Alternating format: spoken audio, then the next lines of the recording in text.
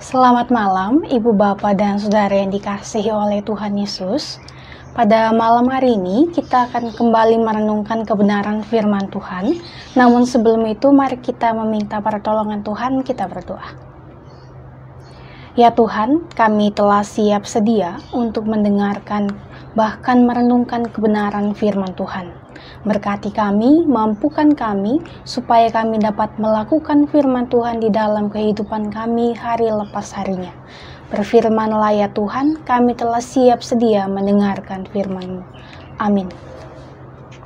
Bacaan kita dari kitab Nehemia pasal 12, ayatnya yang ke-44 sampai dengan ayatnya yang ke-47, demikian firman Tuhan. Pada masa itu, beberapa orang diangkat untuk mengawasi bilik-bilik perbendaharaan. Bilik-bilik untuk persembahan khusus, untuk hasil pertama dan untuk persembahan persepuluhan, supaya sumbangan yang menurut hukum menjadi bagian para imam dan orang-orang Lewi dikumpulkan di bilik-bilik itu sesuai dengan ladang setiap kota. Sebab Yehuda bersuka cita karena para imam dan orang-orang Lewi yang bertugas, karena mereka lah yang melakukan tugas pelayanan bagi Allah mereka dan tugas para penunggu pintu gerbang sesuai dengan perintah Daud dan Salomo anaknya. Karena sudah sejak dahulu pada zaman Daud dan Asaf ada pemimpin-pemimpin penyanyi, ada nyanyian pujian dan nyanyian syukur bagi Allah.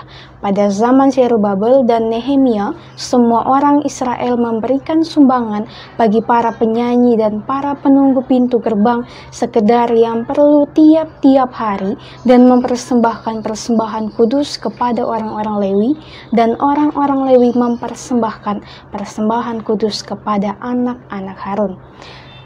Demikian firman Tuhan yang tadi telah kita baca. Terpujilah Kristus, haleluya. Selamat malam, Ibu Bapak dan Saudara yang dikasihi oleh Tuhan. Meninggalkan warisan berharga merupakan tema perenungan kita pada malam hari ini. Ketika kita membaca kitab Nehemia pasal 12 ini, kita pasti juga turut bersuka cita, sebab di pasal-pasal yang sebelumnya kita telah mengetahui bersama bahwa tembok Yerusalem yang telah dibangun dengan susah payah, yang telah dibangun dengan perjuangan yang begitu besar oleh Nehemia dan juga orang-orang Israel, yang walaupun mengalami tantangan, rintangan, bahkan berbagai macam celaan terhadap mereka, tetapi mereka tetap percaya bahwa Tuhan pasti akan menuntun mereka. Walaupun di tengah-tengah proses pembangunan itu, beberapa dari mereka mengalami mental yang jatuh karena cemoohan yang ada dan juga berbagai ledekan yang dilakukan kepada mereka. Tetapi kita melihat bahwa pertolongan Tuhan begitu nyata sekali bagi umat Israel pada masa itu. Dengan kesungguhan hati mereka, dengan ketulusan hati mereka untuk mau membangun kembali kota Yerusalem dan juga kembali mengenal Allah dan juga kembali mendekat kepada Allah, maka Allah pun tidak tinggal diam. Allah menyertai mereka, Allah menuntun kehidupan mereka, dan terutama pada proses pembangunan tembok Yerusalem, Tuhan menuntun mereka dan pada akhirnya dapat ditabiskan kembali.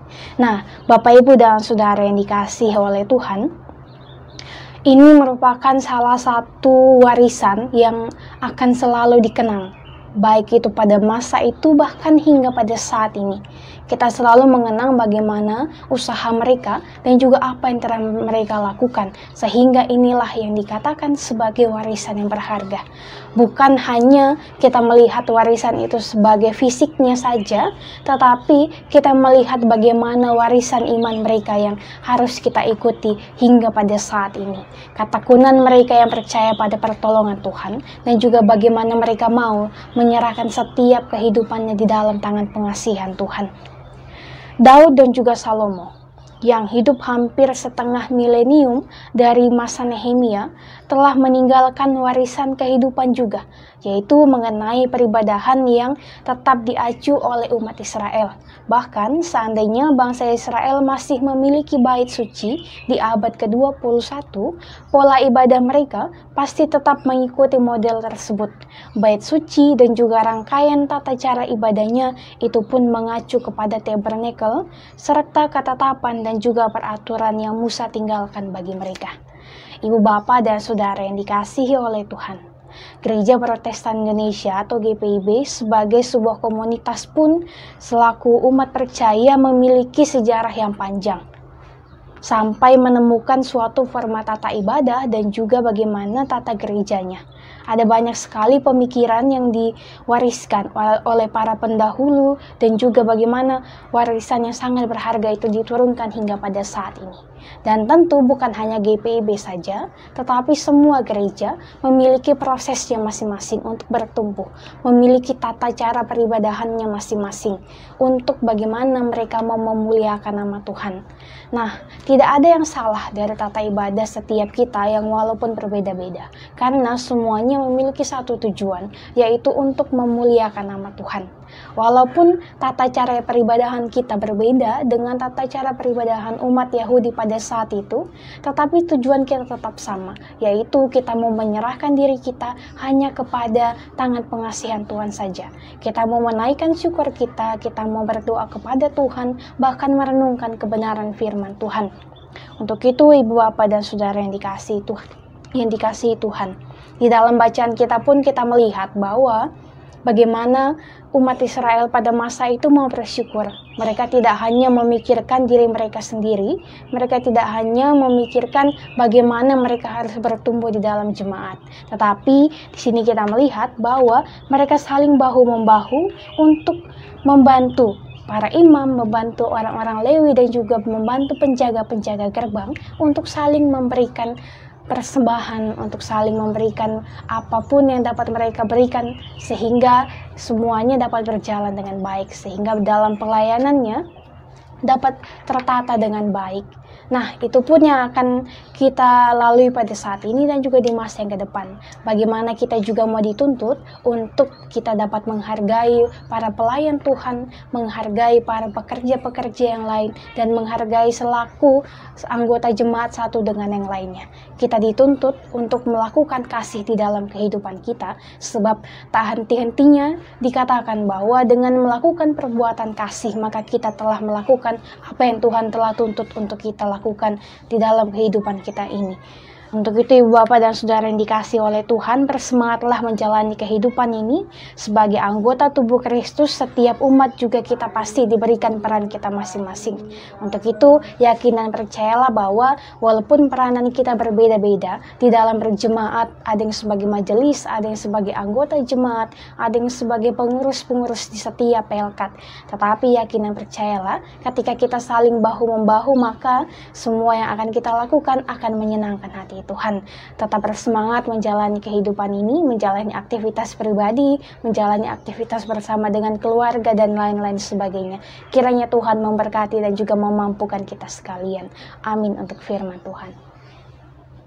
Ibu bapak dan saudara, mari kita berdoa. Tuhan, terima kasih untuk setiap pertolongan Tuhan.